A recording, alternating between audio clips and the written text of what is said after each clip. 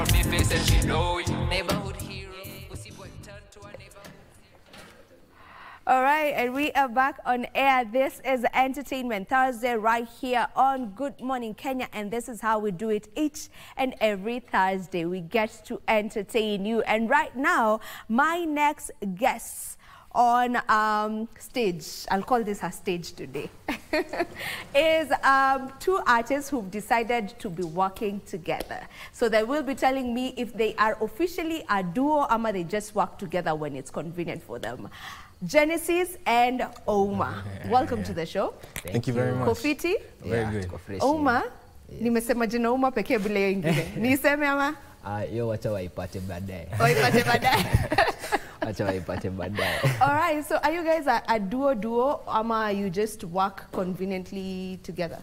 We're brothers. We're brothers. Okay, not like blood brothers. But, okay. Nilikuwa mbona mtaka kunienjoy? Like my brother from another mother. Yeah. So no, we don't officially work as a duo, but we decided to come together and release this joint project together. We're both are separate artists, but you see, we spend a lot of time together still. So it made sense to do this. Yeah, because we spend a lot of time in the studio together. Yeah. You know, we've been to each other's homes, nini. So we just thought, since you know we're both talented artists and we both want to expand and just blow up from where we are right now, just say let's do a collaborative album together. And okay. Yeah. Okay, so you're both individual artists, like solo artists in your own ways, but now you've just collaborated on this particular album together. So before we get to talk about the album, the collaborative album, I'd love to at least people to allow people to get to know each one of you individually. So if I may start with you, Genesis. Music, definitely you love music because you're in it, right? So where did that come from, or rather what's your earliest memory of music? What do you remember when you first got to click with music? When was that, and maybe how did that come about? I think for me, music has always been a part of my life. Probably from when I was a kid. My mom used to play like the old CDs, Celine Dion, Backstreet Boys, like that's what she was listening to. So I think that's my earliest memory with music. And then as I grew older, now I started like venturing into other genres, hip hop, dancehall, all of that. So yeah, I think music has always been a part of my life. Like there's never a time when I can say I didn't have music. I used to come from church, listen to music. Back when my mom never used to let me listen to hip hop, I used to go and like buy small CDs, put them in the CD player, listen when she's sleeping, all that. That used to be. Your mom just wanted you to listen to the Celines. To the Celine Dion, like that soulful music you get. Yeah. And then now me, I went inside listening to Jay-Z, Eminem, all of that. And then as I grew older now, my tastes, like I listen to everything now. Reggae, dancehall, Afrobeat, Kenyan music, Yeah. How about you, Ouma? What's your earliest memories? My earliest memory is in primary. So in primary, I used to write poems for my crushes, yani. So, hey, the bad boy ever since standard. you know, so I used to write for my crushes in primary. And nilikuwa nachokoza wasichana kidogo. So eventually I met some of my friends in class. One of my friends passed away, his name is Zinga. We used to freestyle in class, rest in peace to you, doing him justice, yani. So yeah, I think I just I fell in love with the music from the writing, not more from the sounds and and also used to listen to a lot of Kenyan hip hop when I was younger. I used to listen to Nameless, Jua Kali, Nonini, all of those guys. So I think that's where my inspiration came from. But my earliest memory was definitely from writing. That's interesting that your earliest memories of music is from writing and not, you know, the beats and all that. And since you're saying it was when you were still very young, then it shows that this thing was really in you from the get-go. For sure. You know? For sure. You mentioned that your mom didn't allow you to listen to the hip-hop songs. Do you feel like to date, like hip-hop is kind of like, specifically in Kenya, it's looked at as a rough, you know, a rough genre, like the people who listen to hip-hop are kind of gangsters. Do you feel it's the same? I feel like hip-hop, rap specifically, like, you know, rap is an acronym for rhythm and poetry. I feel like people don't really look at it like that anymore because of the connotation around the people who make the music. But when you sit down and actually listen to the message that they're trying to spread, you know, like trying to empower the youth, people who are out here trying to make a difference, they use hip hop as an art form. You won't find an activist singing in R&B, you get. So I feel like I'd love to hear that. Yeah, I'd like to hear it too. But yeah, anyway, so I think hip hop is looked at badly for sure, but that's what we're here to do, change that outlook, trying to make a positive impact on the people who are listening to our music right now. Yeah. So both of you haven't boxed yourselves in a particular genre. When I listen to, when I check your YouTube and all, I can hear some hip hop. I hear some kind of dancehall kind of vibe. You know, the one that we've just listened to. If I'm not wrong, it sounds dancehall kind of. Yeah. So was that a decision that you individually made? You know that okay, I don't want to be an R&B artist. I don't want to be a dancehall artist. I'll just be a diverse artist. I can sing whatever comes my way. We're blessed. I mean, God said you can do everything, so do everything. I feel like if we boxed ourselves, it would be denying people, like, you know. I mean, we're making the album, we said we can't make one sound. Because some people will like Afro, some people will like hip-hop, some people will like Afrobeat, so we said you have to do everything for the fans. Yeah, make music for everyone. Yeah. So me initially, I won't lie, I was very into hip hop initially, especially when I used to listen to the people who I used to listen to growing up. Yeah. Then, like Genesis said, when we came to the album, it's called Neighborhood Heroes, by the way. Stream it everywhere. It's out. It's Neighborhood Heroes out now. We wanted to make music for everyone. So there's dancehall, there's hip hop, like you said, there's urban tone even. So I think I agree, we're blessed for sure, and I felt like boxing ourselves wouldn't be doing our fans and the public justice, especially when it comes to seeing our full potential in our craft. Yeah.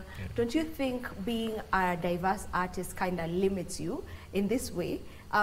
Like when someone wants to like describe what artist you are, you know, when maybe I have a gig, and I'm trying to look for an R&B artist. You know, I believe when producers have gigs and all that, they like look at it in terms of genres, like the person who has specified their kind of music. Do you think it limits you?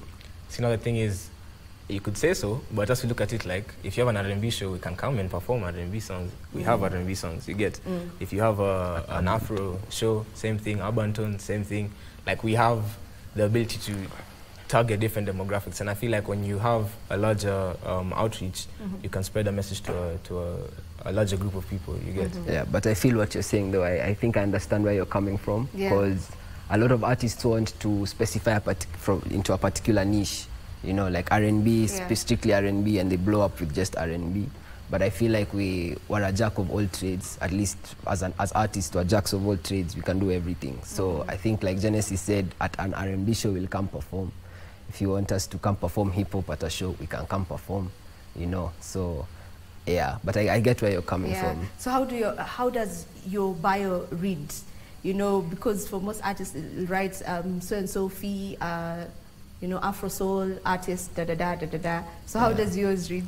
It's just Genesis, Geno. That's it. Like, there's nothing else. I feel like when you ask you what do, I do a whole lot of Genesis. Like, there's nothing else you can say. I'd say mine, I'm a songwriter, first of all. I'm a recording artist and a lyricist to a certain extent. So I think my bio just puts across all of the skills that I feel like I have, and the skills that I have to put into my craft. So yeah, that's what my bio is. And of course, Oma. Okay. Yeah. All right. So you've both. I'm still speaking about you guys individually, not as the Neighborhood Heroes. Yeah. Neighborhood Heroes. No, yeah, not the Neighborhood Heroes yet. This is before you became the Neighborhood Heroes. So as individuals, just as you are, like, how do you go about with picking what genre to do now? I'll speak for myself personally. It's what I'm going to. So, like, in Kiatu on a Dame, I'm going to make an R&B song. You get? If I'm trying to make a song to make people turn up, like I'm feeling energetic, I'll go with hip hop. If I'm trying to dance, I'll go with dancehall. So it's about how I'm feeling at the moment, whatever's going on in my life or the people around me. I try and like take those experiences and put them into music, because you know music is like an outlet, therapy, and all that. So it's easy for you to sit down and say, yo, this is how I'm going to. This is the vibe I'm going for based on how I'm feeling, and it comes out authentic. How about you? Yeah. Same, to be honest. With the vibes. Not even like with the vibes, but music for me personally is very therapeutic. I feel like it's more constructive than destructive. So I put, especially if let's say I'm going through an emotional phase, I'd rather put it in the music and make it constructive than, you know, go do something destructive out there. So if I'm emotional, I will spend a lot of my time in the studio. Because at least I have somewhere to put my thoughts, I have somewhere to put my feelings, nazieka zote kwa mic. And then we create something beautiful out of the emotions that I'm feeling. Okay. You know? And on that note, we take a very short break. Don't you go too far, because when we come back, we'll be coming back with them and their collaborative album.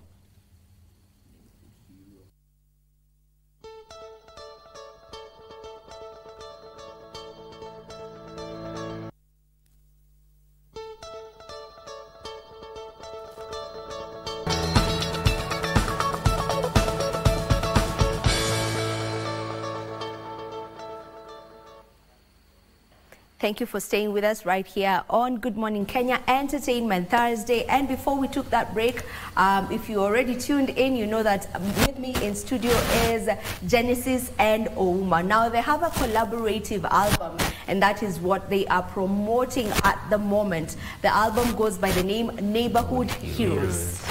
Tell me about that title of the album first of all. Well, I think when we linked up together, we linked up in our neighborhood now. We're from sides for Kilimani, you know. So he's walking distance from my house. So whenever we go walking, whatever, there's always someone who's like, oh, yo, Genesis, oh, Uma.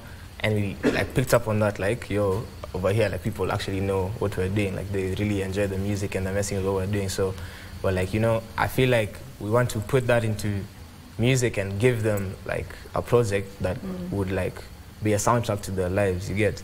So Neighborhood Heroes was based off that, but then it's also, everyone's a neighborhood hero really in essence. It's not just us. Like, if you feel like you impact your community in a certain way, shape or form, you're a neighborhood hero. So that's the music. It's just fun, happy music that's from our side, Neighborhood Heroes, Nice. So Neighborhood Heroes, it's a collaborative album.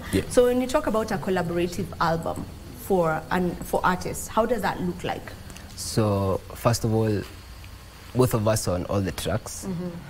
Second of all, we both have creative liberty to make either decision, the both of us.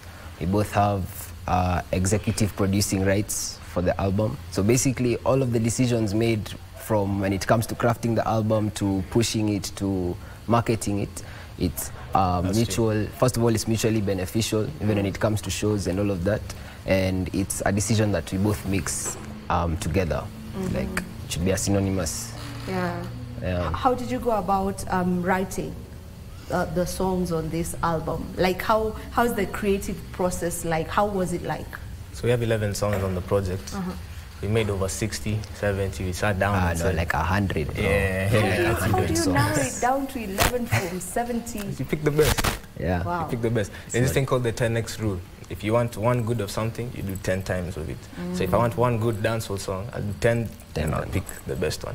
That's how I did. That's what we were trying to do. Okay, so before you tell me the creative process, now that you brought that up, so is it up to the two of you only to decide, out of this 60 that we've made, out of this 70 that we've made, we're picking this and this and this and this to make it 11, or do you involve other people? Because I believe it can be really hectic. Because you believe all your songs are good. So unachaguaje like this 11? I think one thing that's helped us a lot is our friends and our family. Shout out to everyone who's helped us. So obviously we play for people tracks unreleased, but close people. And the reception that those tracks get is, I think, to a certain extent, how we pick them. And also the producers who we work with. Shout out to all of the producers also who helped us throughout. The producers who we worked with also help us, especially when it comes to sequencing. Because picking tracks is not, you don't just pick the best tracks out of all of them. They have to be able to follow each other seamlessly throughout. Because it's a project, it's a body of work. So from track 1 to track 10, it should be like watching a movie. It should be giving you guys an experience throughout the album. So when it comes to picking the tracks, that's one major thing that we usually do. Like, we make sure it sequences properly. You see 11 tracks, it's not easy to sit down and say, let me listen to 11 tracks from Ouma and Genesis right now. No, we have to have given you a reason to listen to it and an experience. So from the album, we're trying to give people an experience. Yeah. So what experience do you want people to get off of the album, or what vibe, or just what feeling? Happy. Like, Yeah. you can't listen to that album and sit down. That's the point. One of the songs that's played right now, that dancehall song, Yeah. you're standing. You have to, you enjoy what you're listening to. It's supposed to be the type of project that plays in a club, the type of project that plays when you're out with your friends. Literally a soundtrack to your life when you're happy. Like, it's supposed to make you happy. Even when you're down, it's supposed to uplift you. Just happy music. That's, Okay. yeah. All right, Unique? Yeah, Omar, you've mentioned that you've worked with different producers Yeah. in the album. What is the importance of working with different producers in an album? I think it's to be able to have a wide variety of sounds throughout the album, because different producers are good at different things, good at producing particular sounds.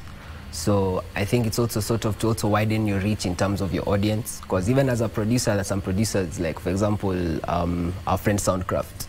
Soundcraft is a really good producer, and he has a wider audience, a different audience to ours. So I think it was also just, even when it comes to features, producers is like working like a feature. So when it comes to features, you're not just tapping into your own audience, but you're tapping into their audience as well. So you're bringing that audience to your niche. Yeah, so, and it's also just to vibe with different people, like different producers have different vibes in the studio. Yeah, it's a collaborative process. Yeah, it's a Like, at the end of collaborative the day, process, yeah. Okay, I'll get back to the writing. How are you going about writing?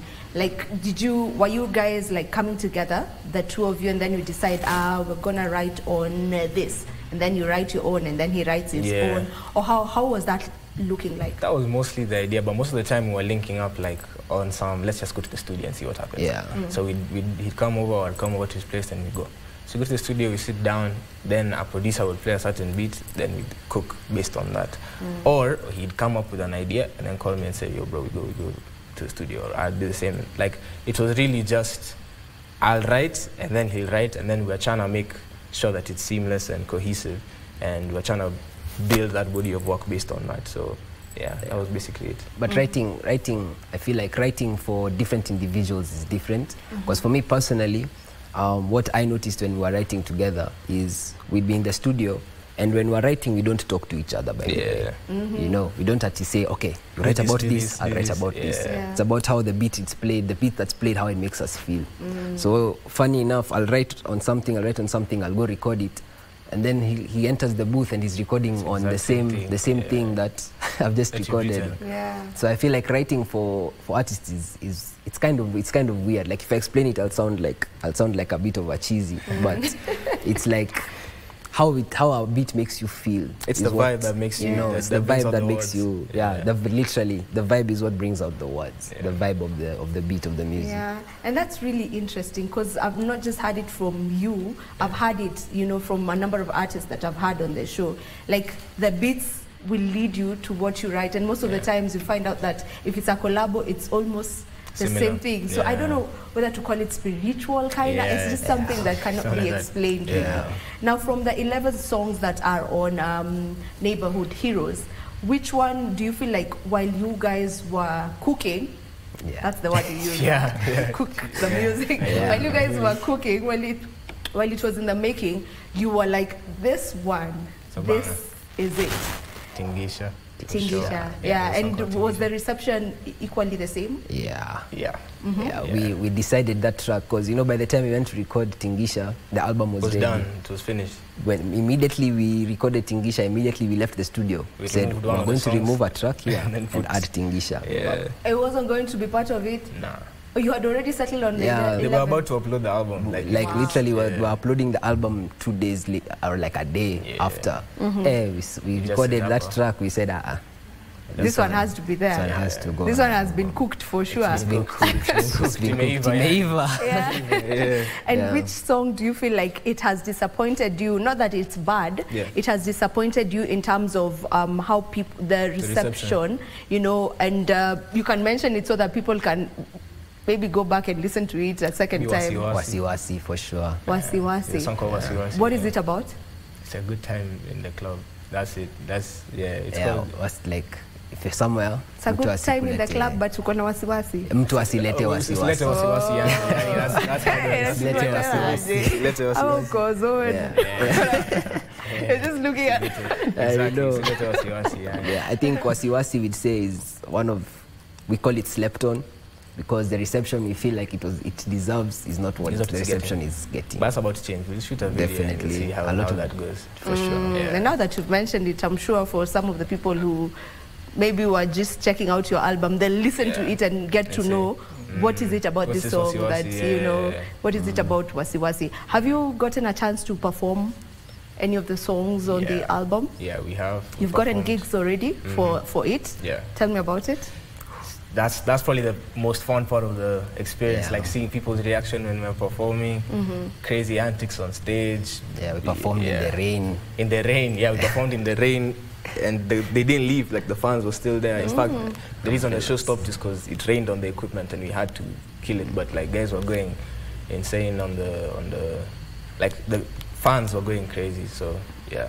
Yeah, no, definitely. Performing is definitely The most fun part. the most fun part of It's the most fun part for an artist, I believe, Yeah. because now you're showcasing. one-on-one with the people fans, who you see the listen to people who you. listen to you, Yeah. Yeah, we had a gig, I think, last weekend. Yeah. Yeah, last weekend it was fun. Which gig was that? Crazy. It was called Shaza Entertainment. Shaza Entertainment. Yeah, it was at a place called Obi House on James Gishuru.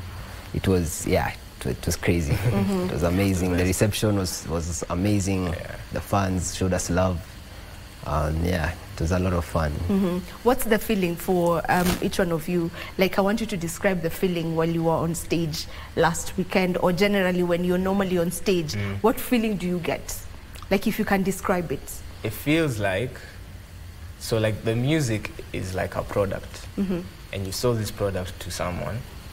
Now imagine if you're a businessman, you sold the product to someone, and then they come to your house, knock the door, and tell you this thing has changed my life. That's how it feels. It feels like that. So you're performing, and like it gets to a point where I can keep quiet, and they're singing the words that I wrote. Some of the words I wrote when I'm in the shower or on the toilet, and then they're resonating to it. You feel me? TMI. Yeah, my bad. But you know how it is, yeah. So like it's really beautiful. It's an amazing feeling. It's very uplifting. You sit down and you see, wow, like this is actually making a difference, and it gives you motivation to keep going. You get, Yeah. that's fun. Yeah, for sure. Selling a product, selling yourself. I'm not going to lie, you do get nervous, especially the bigger the stage, you get nervous. But to be honest, we've been performing for a while, so some of those first-time jitters sort of disappear with time. But yeah, like you said, it's exciting. First of all, there's a bit of nervousness, but it's exciting to be on stage, especially when you put the mic down and the crowd are still singing your lyrics, and people are thinking about your music when they're in the car. Like in all situations, this is a product that we've sold, and it's distributing pretty well. So by the time we've gotten on stage, people have been waiting for us, Yani, to showcase. They've been waiting for us to showcase the talent and stuff. Yeah. You know, when you're saying products, you're distributing, and it's moving so well.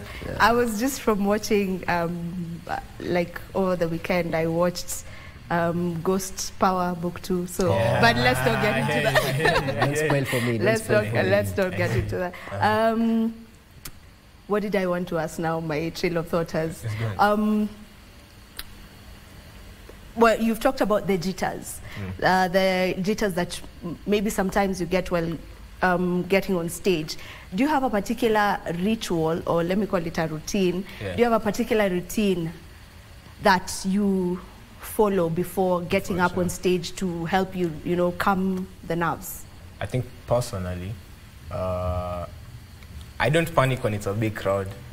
I panic when it's a small crowd, because when it's a small crowd, you can see everyone's individual reaction. When it's a big crowd, it's just a sea of people. You can just look behind and hope for the best. But when it's a small crowd, I'd panic. So I think for me, before I go for a show, having my people around me sitting down and being like, yo, this is, like, you got this, what, that helps a lot. And like I said, we're brothers, so we really psych each other up before the show, because you have to be your biggest fan before you go and meet other people. So For sure. That's true. yeah.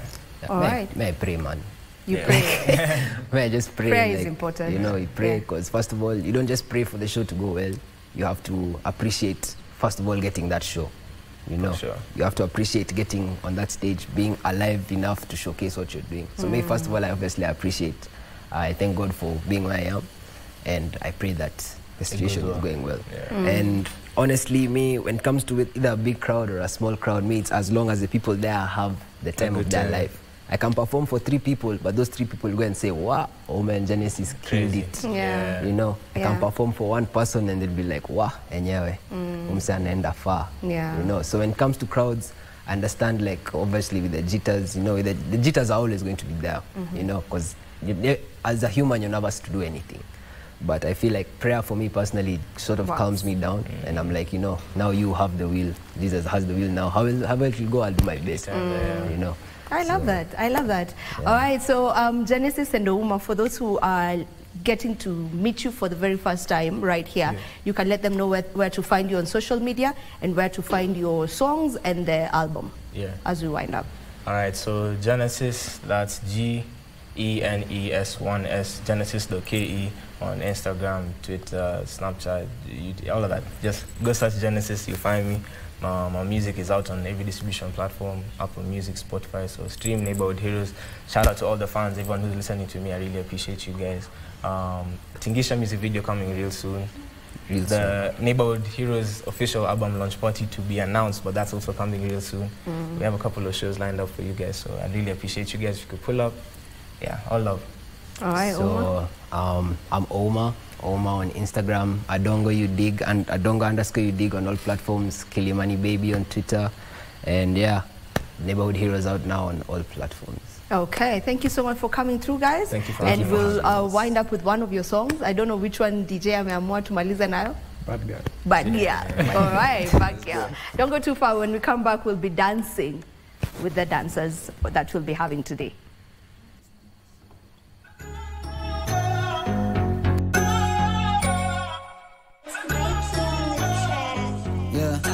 She a TikTok and an Insta body. She a bad girl, so the name was Shiny. She a bad girl, she a bad girl. Ooh, she a bad girl, she a bad girl. She a TikTok and an Insta body. She a bad girl, so the name was Shiny. She a bad girl, she a bad girl. Ooh, she a bad girl, she a bad girl. She a bad girl when she whine it. Throw it right back, girl, rewind it kindly. Ooh, she a bad girl, she a bad girl. She a bad girl, she a bad girl. She a bad girl, mini skirt, knock a crop top. Took her to the gents and she said she want the hot dog. Tap once then I leave, that's the motto. She vibing to the tunes and she dancing like a zonzo. Mneti anachota akitwak twak, haga amebeba nimeonea kwa laptop. Bukla nimedishi tuka TikTok, riswa, riz buda imepita pass mark. She a TikTok and an Insta body. She a bad girl, so the name was Shiny. She a bad girl, she a bad girl. Ooh, she a bad girl, she a bad girl.